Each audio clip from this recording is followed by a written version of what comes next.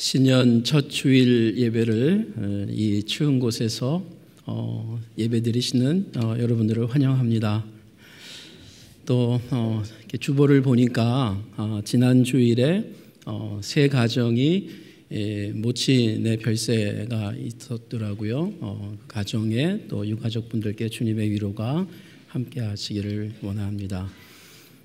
우리 옆에 있는 분들과 함께 이렇게 한번 인사하고 시작을 해볼까요? 성도님이 옆에 계셔서 힘과 위로가 됩니다. 이렇게 성도님이 옆에 계셔서 힘과 위로가 됩니다. 성함을 아시면 아시는 대로 말씀해 주시면 좋겠습니다. 예배 가운데 우리 주님의 임재가 함께 하시고 또 우리가 누리기를 원합니다. 역전이라는 말은 스포츠에서 자주 사용하는 용어입니다. 예를 들어 축구 경기 전반전에 2골을 먹고 끌려가다가 후반전에 3골을 넣어서 이기면 우리는 역전한 경기다 이렇게 이야기를 하죠. 역전이라는 말은 우리 인생에도 자주 사용되죠. 세인들에게 존경을 받던 사람이 끔찍한 일을 저질러서 형무소에 구속될 경우 그 사람의 인생은 역전되었다 이렇게 우리가 말을 합니다. 이와 정반대로 이 범죄자가 이 교도소에서 나온 이후에 이 존경받는 유명인이 되게 되면 그의 인생도 역시 역전된 인생입니다. 요즘 베트남 이 축구 국가대표의 이 박항서 감독 59년생이시던데 이분의 인생은 축구인으로서 지금 역전 인생을 누리고 계십니다. 2017년 이 창원시청 축구 감독이 이 마지막이라고 생각했던 분이었잖아요. 그래서 더 이상 프로에서는 이분을 감독으로 모시지를 않는 상황 속에서 주위에서는 물론 그런 팀의 감독으로까지 가느냐 했지만 이분은 나를 불러주는 데가 있어서 고맙다 하면서 기꺼이 창원시청의 축구 감독이 되었습니다. 그 같은 해 2017년 9월 29일부터 그가 우여곡절 끝에 베트남의 국가대표로 부름을 받았죠. 그리고 지난 약 1년 3개월 동안 베트남 전 국민의 영웅이 되었습니다. 현재는 베트남 국가 주석보다 더 존경을 받고 지금 그분의 영화도 베트남에서 나왔다고 합니다. 박 감독은 독실한 크리스찬으로 알려져 있고요. 그 부인 최상아 권사와 함께 베트남 하노이 한인교회를 본인이 특별한 일이 없고 예배당에 갈 수 있는 주일만 된다면 항상 함께 한다고 합니다. 선교사님들에 따르면 이 박항석 리더십이 일반 사회뿐만이 아니라 지금 선교적 리더십으로도 굉장히 주목을 받고 또 베트남의 선교 역사에도 의미 있게 나타날 것을 지금 바라보고 있습니다. 세상을 살아나갈 때 우리는 예상치 못한 일들을 자주 만나게 됩니다. 그리고 정도 차이일 뿐 모든 사람은 인생길에 역전의 순간, 역전의 상황, 사건들을 예기치 못하는 가운데 만나게 됩니다. 이런 면에서 누가 복이 있는 사람인가? 라고 하는 답변은 사실 살아생전보다는 그 사람의 인생이 끝난 이후에 다시 평가하면서 우리가 그 사람이 정말 참 성공한 삶이었다, 참 복된 인생이었다 이렇게 이야기할 수 있을 것입니다. 왜냐하면 인생살이에서는 너무 이 많은 일들이 계속 뒤바뀌고 엎치락뒤치락 하고 있기 때문입니다. 세상에서도 이 다홍지마라는 말이 있는 것처럼 정말 우리 집안에 안 좋은 일이라고 생각했는데 그 일 때문에 오히려 좋은 일로 역전되는 경우들이 자주자주 있게 됩니다. 새해 2019년 첫 주일 이 사랑의 교회 갱신 공동체로 모인 여러분 개인과 또 가정과 이 회중 가운데 이 세상 나라에서는 멸시를 받고 있을지라도 하나님 나라에서는 자부심으로 기억되는 그런 올 한 해가 또 다시 시작되기를 원합니다. 오늘 성경은 역전되는 인생의 두 가지 유형이 소개되고 있습니다. 요한복음 9장 39절입니다. 예수께서 이르시되 내가 심판하러 이 세상에 왔으니 보지 못하는 자들은 보게 하고 보는 자들은 맹인이 되게 하려 함이라 하시니, 즉 볼 수 없었던 인생이 보는 인생으로, 볼 수 있다라고 생각했던 인생은, 보고 있다라고 알고 있었던 인생은 보지 못하는 인생으로 역전되는 두 가지의 상반된 반전이 소개가 됩니다. 이것이 요한복음 9장 전체의 요지라고도 할 수가 있습니다. 오늘 우리는 이 두 가지의 역전 중에 이 첫 번째의 경우, 즉 볼 수 없었던 자가 볼 수 있게 된 이 역전에 좀 더 집중하면서 말씀을 묵상하고자 합니다. 이 사람에게 일어난 역전 인생의 축복이 우리 자신과 또 한국교회에도 일어나는 은혜가 있기를 소망합니다. 요한복음 9장의 핵심 인물은 태어나면서부터 소경, 맹인된 사람이라고 소개합니다. 오늘날은 우리가 시각장애인이라고 말을 하죠. 그는 듣고 말할 수는 있었습니다. 그러나 앞을 보지는 못했습니다.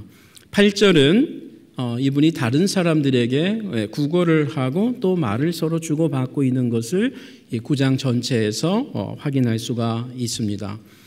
주위 사람들이 이 시각장애인을 어떻게 대우했을지 우리는 쉽게 예상할 수가 있습니다. 타인에게 차별을 받고 냉대를 받았던 일들이 그냥 일상화되었던 사람입니다. 어찌 보면 타인의 눈초리를 볼 수 없었음이 이 시각장애인에게 오히려 더 다행이었는지도 모릅니다. 유대인들은 아이가 장애인으로 태어날 경우에 그것이 이 누구의 죄인가 라고 하면서 특별히 본인의 문제, 본인의 죄 때문에, 그렇지 않으면 그 엄마나 아빠, 부모의 죄 때문에 이러한 일이 벌어졌다라고 그렇게 이해를 하고 있었던 시대입니다. 그래서 제자들이 예수님께 질문을 이렇게 하는 것입니다. 9장 2절이죠. 제자들이 물어 가로되 랍비여, 선생님이여, 이 사람이 맹인으로 태어난 것이 누구의 죄로 인함입니까? 이 사람 개인의 문제입니까? 그렇지 않으면 이 사람의 부모의 죄 때문입니까?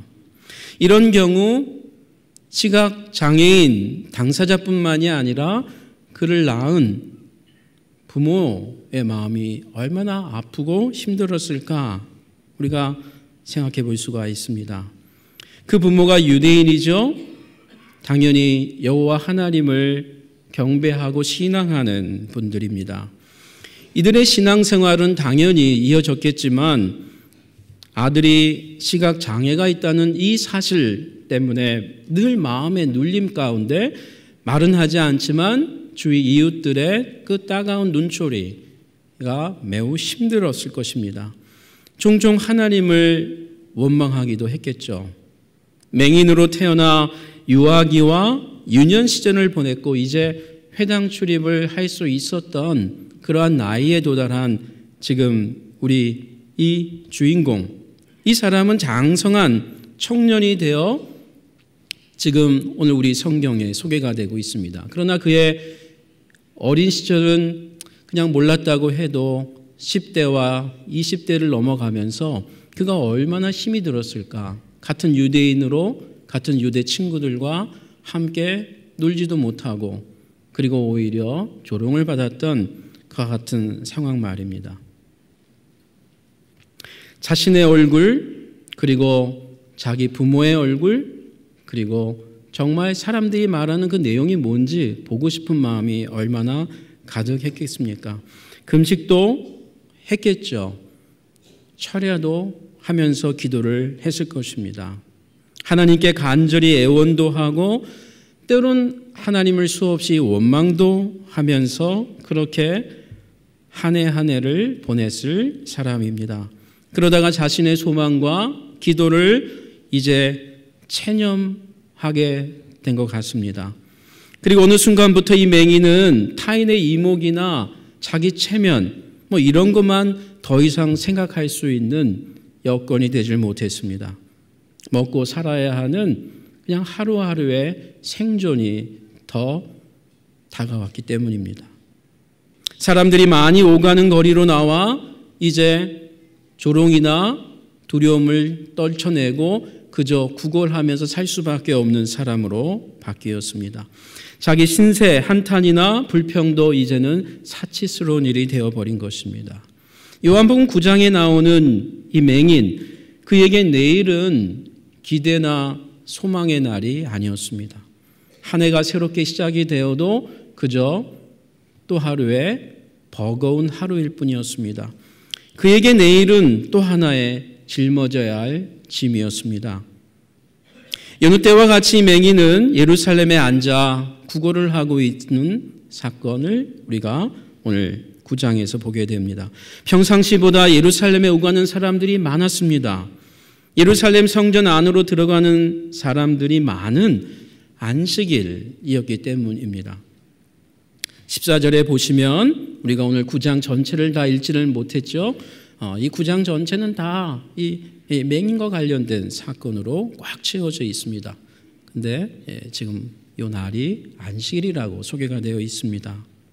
안식일은 유대인 생활의 중심이었죠. 일상생활에서 이 노동 그리고 사람과의 약속을 중단하고 하나님께 나와 기도하면서 말씀 토라를 읽으면서 들으면서 하나님만 생각하고 하나님께 기도하는 그러한 날이었습니다.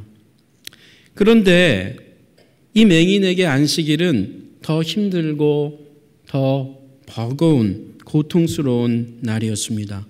노동과 쉼의 차이가 없었던 사람이었기 때문입니다. 그 차이가 무의미했습니다. 자기 자신의 무기력한 인생 그리고 현실적인 앞을 볼 수 없는 현실 때문이었습니다. 자기에게 무슨 일을 맡기는 사람도 없고 자신도 무슨 일을 할 수가 없었습니다. 평일과 안식일을 구별하라고 하는 하나님의 그 말씀 자체가 자신에게는 더 이상 축복의 말씀으로 다가오지 못했습니다. 그럴 여유가 없었습니다. 안식일이야말로 맹인에겐 그나마 몇 푼의 돈을 위해서 구걸해서 일을 해야 하는 유대인 치고는 정말 덧없는 안식일이 오히려 노동의 날이 되었기 때문입니다. 이런 생활을 몇 년이나 했을까요? 10년은 좋게 넘었을 겁니다. 이전 안식일과 다름없던 어느 안식일 또 다른 하루, 요한복음 9장의 매기는 이 안식일에 한평생 동안 잊을 수 없는 날을 맞이합니다. 안식일이 왜 쉼과 평안의 날이라고 했는지, 안식일이 왜 주님의 날이라고 했는지 그것을 친히 체험했기 때문입니다. 볼 수 없었던 두 눈이 치유를 받았기 때문입니다. 캄캄했던 세상을 자신의 눈으로 볼 수 있었습니다. 이 변화가 어떻게 가능하게 되었습니까? 이 기적이 있기 전에 이 맹인에게 먼저 일어난 일이 무엇인가요? 요한복음 9장 1절입니다. 우리 성경에 예수께서 길을 가실 때에 날 때부터 맹인된 사람을 보신지라. 그렇습니다. 예수님께서 찾아가신 겁니다. 캄캄한 인생 속 한가운데로 이 빛 대신 예수께서 신방하신 것입니다. 어제와 오늘이 캄캄했던 인생, 그래서 내일을 전혀 기약하지 않았던 한 사람에게 이전과 다른 새로운 날이 시작된 것입니다. 예수님께서 맹인 한 사람을 주목하고 그에게 다가가셨습니다. 예수님이 누구시죠? 요한복음 8장 12절을 보겠습니다. 예수께서 또 말씀하여 이르시되 나는 세상의 빛이니 나를 따르는 자는 어둠에 다니지 아니하고 생명의 빛을 얻으리라. 이런 점에서 요한복음 9장 전체는 지금 방금 읽은 이 8장 12절 말씀의 이 해설과 같다라고 말씀드릴 수 있습니다. 예수님께서 이렇게 나는 세상의 빛이다라고 선언하신 이후에 9장 전체의 긴 내용과 사건들을 그 의미를 풀어주고 있기 때문입니다. 사실 빛 대신 예수, 이것은 요한복음 1장에서부터 계속해서 나올 뿐 아니라 요한복음 전체까지 아우르는 매우 중요한 메시지입니다. 여러분 1장 4절과 5절 그리고 9절을 각각 한번 보겠습니다. 그 안에 생명이 있었으니, 여기서 그는 말씀이신 예수님을 말하고 있습니다. 예수 안에 생명이 있었으니 이 생명은 사람들의 빛이라. 빛이 어둠에 빛이 돼 어둠이 깨닫지 못하더라. 9절 참빛 곧 세상에 와서 각 사람에게 비치는 빛이 있었나니 캄캄하고 어두운 이 세상, 죄와 질병으로 또 사망으로 고통당하는 사람들, 상식과 이 신앙이 그리고 정직이 무너지고 질식당하고 있는 이 땅에 힘없는 사람들, 이런 현실 앞에서 각 사람은 나름의 그 이겨낼 기술과 전략을 발휘합니다. 세상을 극복해 보기 원함이죠. 이 어두운 세상을 말이죠. 어떤 사람들은 교육이 세상의 어둠을 밝히는 빛이라는 신념 가운데 자기 인생을 올인합니다.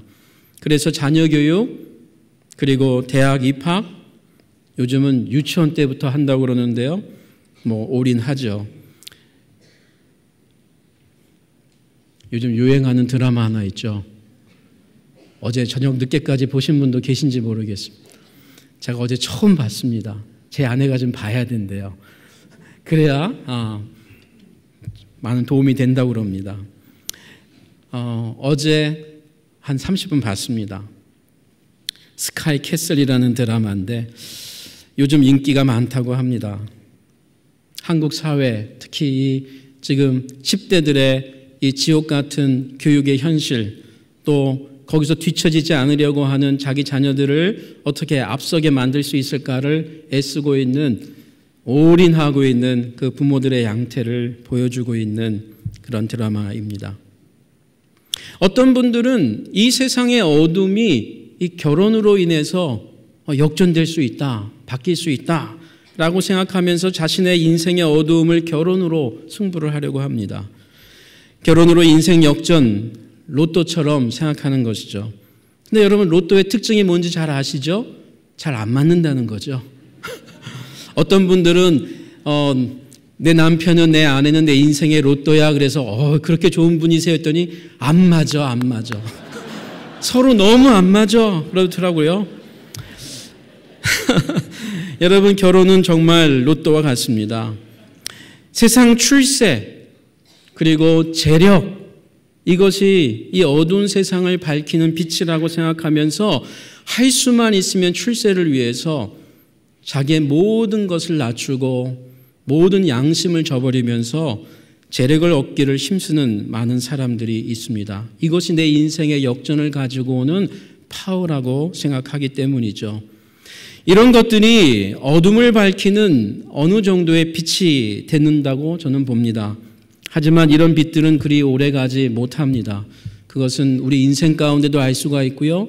그리고 무엇보다 동서고금을 막론한 역사 가운데에서 모든 선왕들의 인생을 보더라도 그들의 빛이 그렇게 오래가지 못한 것을 보게 됩니다. 어찌 보면 이런 빛들은 얼마 남지 않은 촛불과 같다고 말할 수 있습니다. 초가 다 타고 나면 더 이상 빛을 가져다 줄 수 없는 존재이죠. 그러나 타지 않는 빛, 아니 타더라도 마치 모세가 가시나무 불꽃 떨기 가운데에서 그 타고 있는데 타지 않는 빛,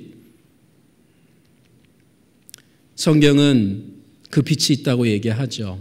그리고 그 빛이 이 땅에 오셨다고 합니다. 육신을 입고 이 땅에 오신, 그저 눈에 보이지 아니하는 하나님만이 아니라 눈에 보이는 인간의 몸을 입고 이 땅에, 하늘에 계신 분이 이 땅에 오신 빛 대신 예수를 소개합니다. 그분이 바로 우리가 믿는 예수 그리스도입니다. 인간의 몸을 입고 오신 하나님의 아들 예수, 참 빛 되신 하나님의 아들 예수의 오심, 그의 오심을 예언하면서 이사야는 이렇게 우리에게 소개합니다. 60장입니다. 일어나 빛을 발하라. 이는 내 빛이 이르렀고 여호와의 영광이 내 위에 임하였음이니라. 보라, 어둠이 땅을 덮을 것이며 캄캄함이 만민을 가리려니와 오직 여호와께서 내 위에 임하실 것이며 그의 영광이 내 위에 나타나리니 나라들은 내 빛으로 왕들은 비치는 내 광명으로 나오리라. 지금 맹인을 만난 현장에서 예수께서 하시는 말씀이 무엇이죠? 9장 4절과 5절을 보겠습니다.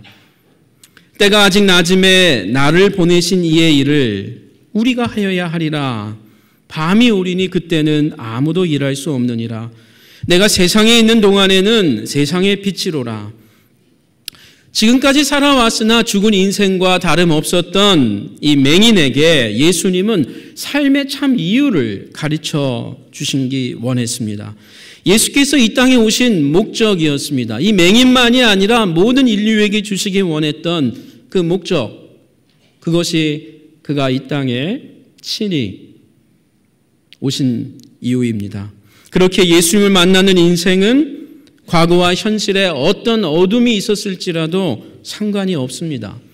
왜냐하면 예수의 빛, 그분의 빛이 인생의 모든 어둠을 쫓아내는 능력이기 때문입니다. 예수님께서 개입하시는 인생, 예수님을 환영하고 영접하는 인생, 그 사람은 역전 인생이 시작됩니다. 실제로 예수님 자신이 죽음을 이기시고 부활로 역전 인생을 이 땅에서 사신 원조이십니다. 성도 여러분, 여기서 우리는 예수님의 관점에 좀 더 귀를 기울이기를 원합니다. 예수님의 관심과 하나님의 마음이 이 세상 사람들과 다르고 있음을 확인할 수 있기 때문입니다. 이때 가장 적실한 성경 말씀이 구약 성경 이사야에 또 하나 있습니다. 55장입니다.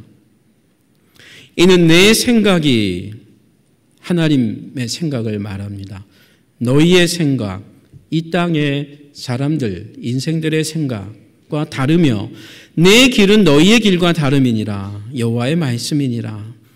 이는 하늘이 땅보다 높음 같이 내 길은 너희의 길보다 높으며 내 생각은 너희의 생각보다 높음이니라.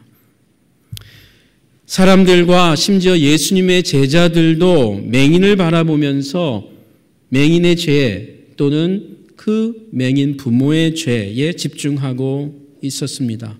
하지만 예수님은 같은 인물, 같은 사건, 같은 장소에서 그 맹인을 바라보면서 하나님께서 하실 능력, 하나님께서 보이실 선하신 뜻, 거기에 더 초점을 맞추고 있습니다. 이 세상 사람들이 과거와 어제에 붙잡혀 살고 있다면 예수님은 내일과 미래 같이 해서 이 동일한 인물, 동일한 사건을 바라보고 있습니다. 그야말로 예수님은 철저한 종말론적 인생을 사신 분입니다. 우리가 종말신앙을 믿는다는 말이 사실 이런 말일 것입니다. 이 현실을 살고 있지만 미래에 속해서 살고 있는 것이죠. 특별히 미래에 하나님께서 이루실 일을 지금 이 현장에서 이미 누리면서 살고 있는 인생. 예수를 만난 모든 인생들에게 소망이 있는 이유가 여기에 있습니다. 바울의 이해할 수 없는 그런 정말 역설적인 말을 이해할 수 있는 것도 여기에 있습니다. 우리가 가난한 자 같으나 우리가 부요한 자다. 정말 이 땅에서 가난한 자들이었어요. 그러나 이 땅에서 부요한 자라고 얘기하는 것입니다. 우리가 다른 성도들이나 사람들을 보면서 시험받고 낙심할 때가 있습니다. 그럴지라도 우리가 하나님이 그냥 그들을 정죄하거나 포기하지 말아야 할 이유도 여기에 있습니다. 우리 자신을 볼 때라도 예수님의 십자가와 부활의 렌즈를 끼고 우리 자신을 다시 보아할 이유가 여기에 있습니다.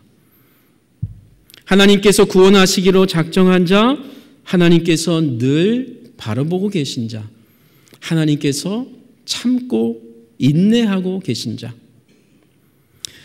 오늘 이렇게 하나님의 집인 교회에 나와 예배드리고 있는 저와 여러분 어떤 상황 속에서도 소망이 있는 사람들입니다. 특별히 이렇게 추운 예배당에서 말이죠. 저는 옥하는 목사님께서 우리 한국 교회에 많은 좋은 유산을 남겨줬다라고 봅니다. 그런데 그 좋은 유산 중에 하나가 이 사랑의 교회 이 예배당이 이 지하에 건축된 것도 참 좋은 유산이라고 봅니다. 우리는 지하 인생들인데 우리는 하늘을 바라봐야 할 사람들입니다. 지하에서 하늘을 통할 수 있는 사람들.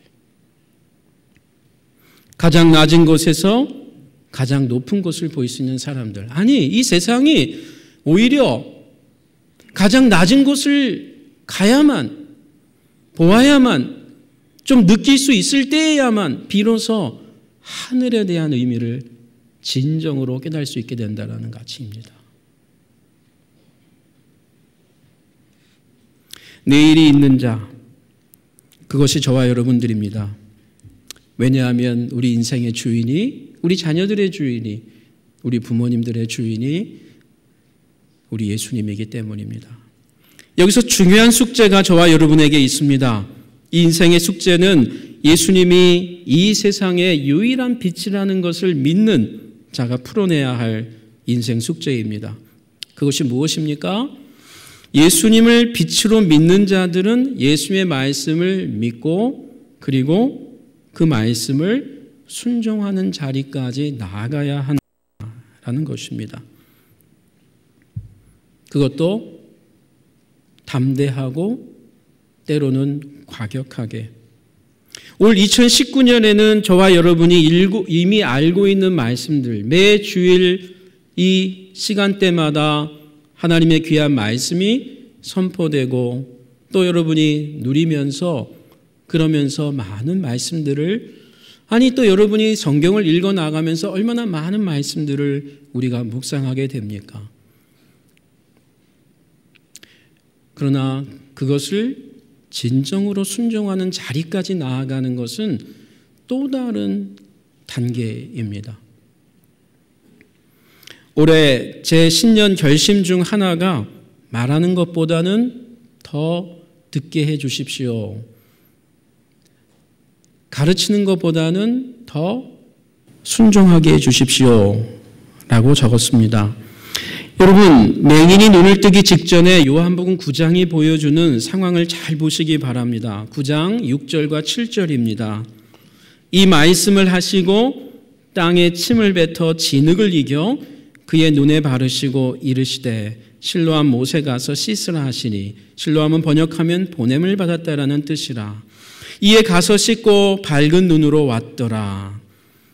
그러니까 지금 예수께서는 이 보이지 않는 이 시각 장애인의 양 눈 언저리에 진흙을 붙인 겁니다.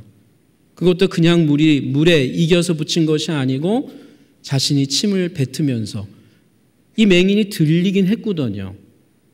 그렇죠? 예수님 뭔가 침을 뱉으시는 게 들렸어요. 그리고 뭔가 만지세요. 그리고 그것을 자기 눈에 붙였습니다. 그리고 말씀하셨습니다. 실로암 연못가에 가서 이걸 씻으라. 보이지 않는 눈을 더 안 보이게 한 거죠. 그리고는 여기서 고쳐주는 것이 아니고 실로암 연못가까지 가라는 것입니다. 그 순간이죠. 찰나죠. 아니, 고칠 수 있으면 여기서 고치지. 아, 여기서 이렇게 해놓고 나를 조롱거리로 만드는 건 아닌가? 그리고 뒷걸음질 치는 사람은 아닌가? 옛날 어른들이 한 말로 여기에 딱 쓴다면 이런 말 쓸어요.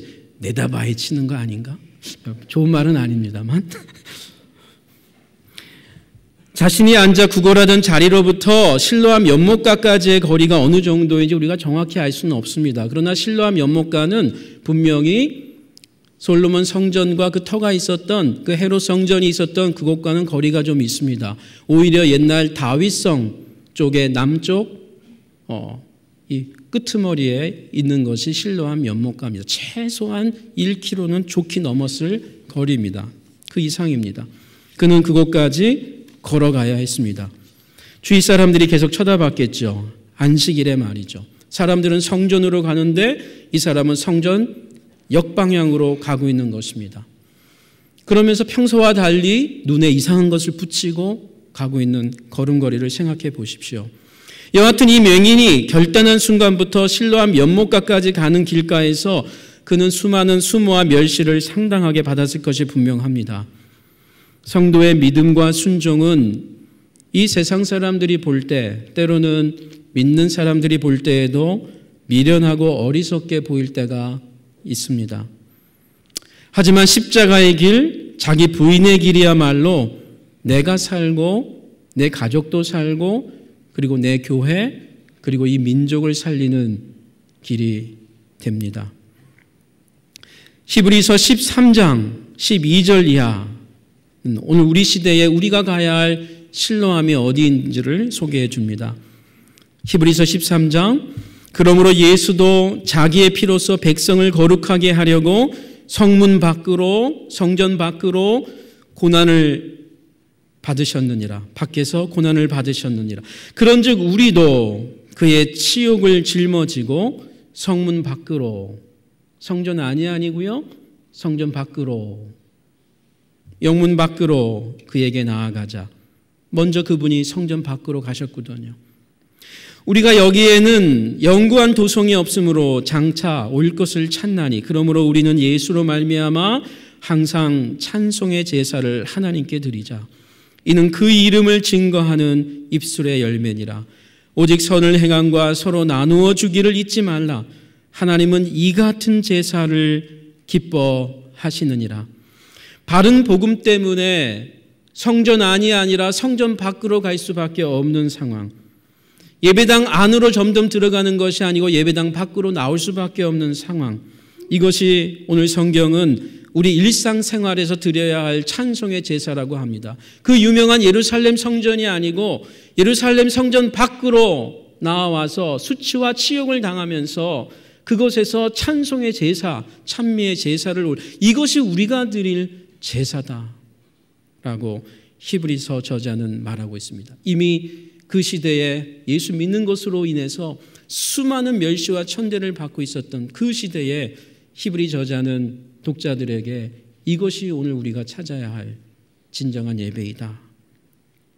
이제 요한복음 9장에 감춰진 메시지 하나를 더 살피고 말씀을 마무리하고자 합니다. 이것이 저는 이 사건, 이 요한복음 9장의 핵심 중의 핵심이라고 봅니다. 사실 이 사건의 핵심은 이 맹인의 평생 소원이었던 계한 사건이 아니었습니다. 맹인에겐 그랬을지 모르지만 예수님에게는 그리고 이 사건을 기록하고 있는 저자 요한은 그것도 중요한 사건이지만 그것보다 더 중요한 사건을 나누고 싶기 때문에 이 사건이 오늘 우리에게도 읽혀지고 있는 이유가 되었습니다.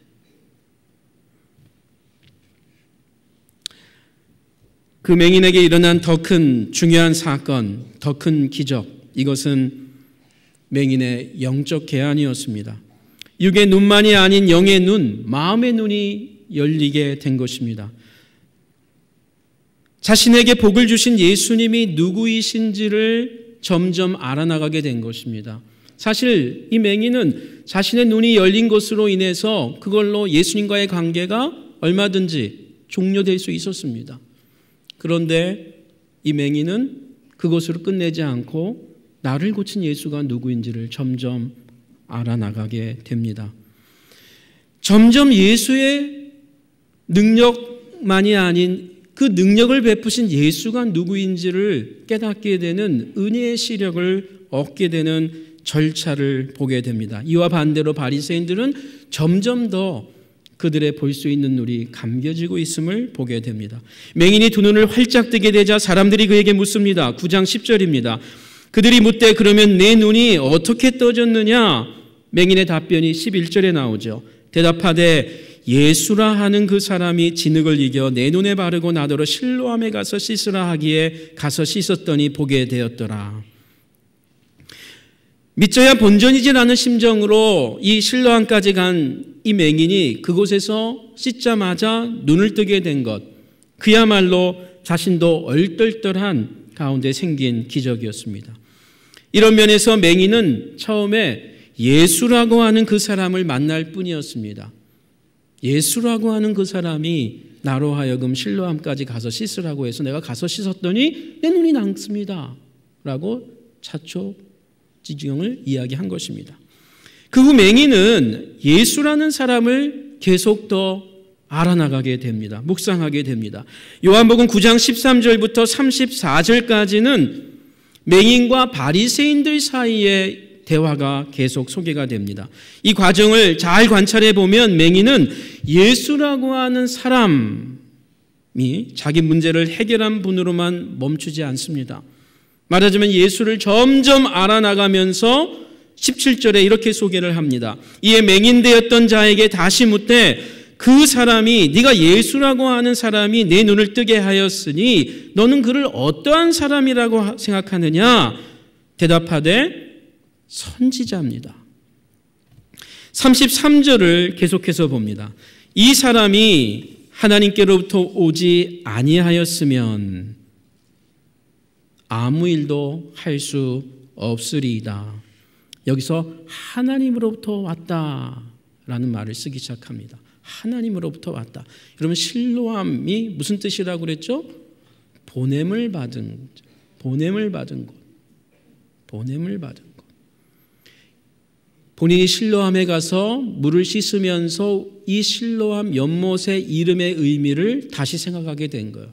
자기에게 벌어진 사건 안에서 해석을 다시 시작하는 것입니다. 그러면서 예수가 하나님의 보냄을 받고 오신 분이구나. 내가 개한 사건이 일어난 이유는 이 실로암 연못에 효험이 있는 것이 아니고 나사렛 예수라고 하는 하나님으로부터 보냄을 받은 분이 나를 치유하신 것이구나 라고 하면서 그는 나사렛 예수가 하나님께로부터 온 것을 깨달았습니다. 그러니까 맹인은 나사렛 예수라고 하는 한 남자로부터 하나님이 보내신 선지자로 깨달음이 깊어가고 있습니다.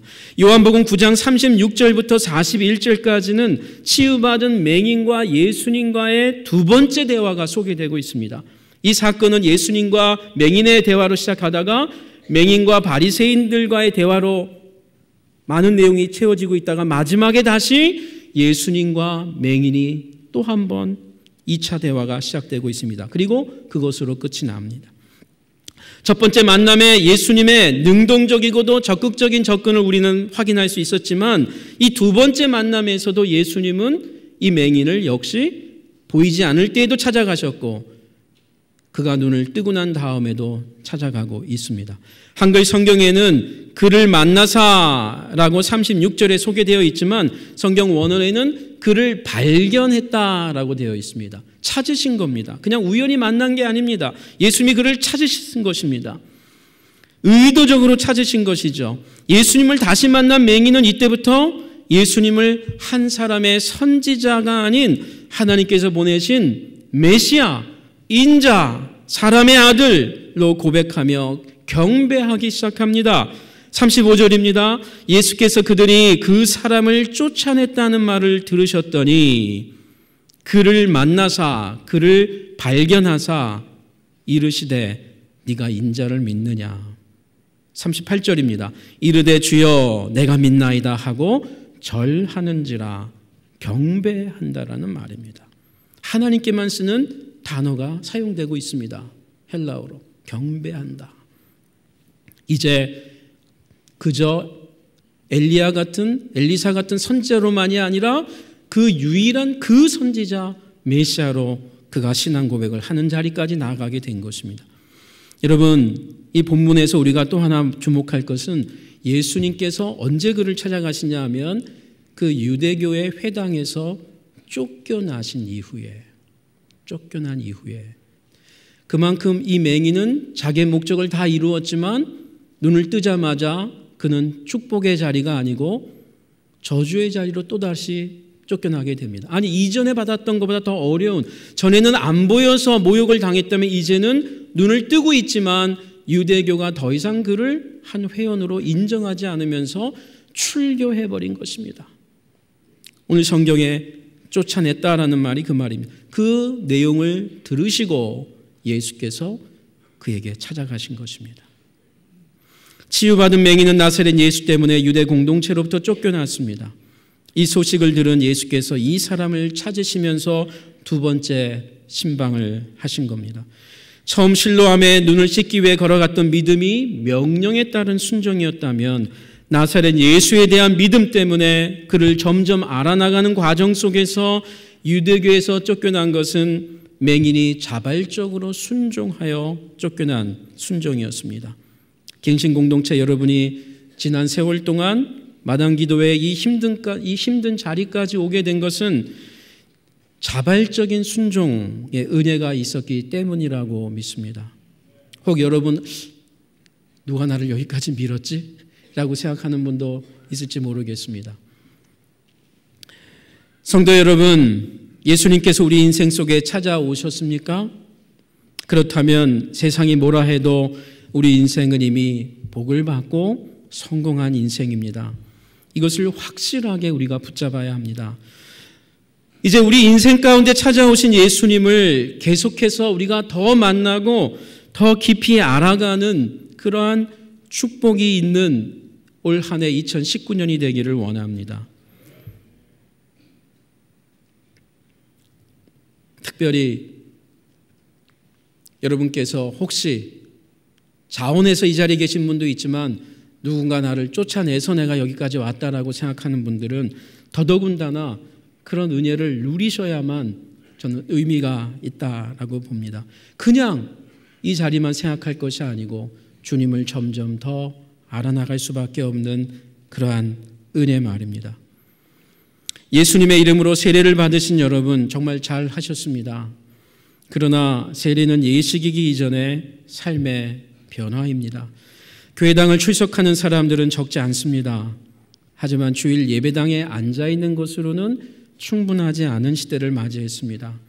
저와 여러분 그리고 한국교회가 예수님을 평일의 일상생활 속에서 우리 안에 더욱 중심으로 처소로 모셔드려서 가는 곳이 성전이 되기를 원합니다. 우리가 성전을 떠나는 순간부터 또 다른 성전이 이루어지기를 원하는 것입니다. 그런 한 주간, 그런 한 해 되기를 원합니다. 힘들게 2019년을 시작하시는 분들이 혹 이 자리에 계시다면 올 한 해 끝자리에 인생 역전의 은혜가 있기를 원합니다. 이 땅을 떠나는 마지막 날 내 인생은 역전 인생의 은총이 있었다라고 고백하는 저와 여러분 되시기를 기원합니다. 기도하겠습니다. 주님, 이 추운 자리에서 예배드리는 사람들을 보시옵소서. 이 안에 우리 개인의 의나 공동체의 의는 점점 어두워지게 하시고 빛 대신 그 예수님의 이름과 능력과 권세만이 점점 밝아지게 하옵소서. 지난 만 6년 동안 거친 광야길을 걸어온 주의 백성들이 이제 2019년 새해에도 기약을 알지 못하며 또 한 걸음씩 한 개월씩 나아가기를 원합니다. 주님, 이 길 가운데에 주님을 더 알게 되고 깨닫게 되고 그 영광의 눈이 점점 열리는 하나님의 사람들이 일어나게 하여 주시옵소서. 오 하나님, 이들의 가정이 그런 가정이 되게 하여 주시옵소서.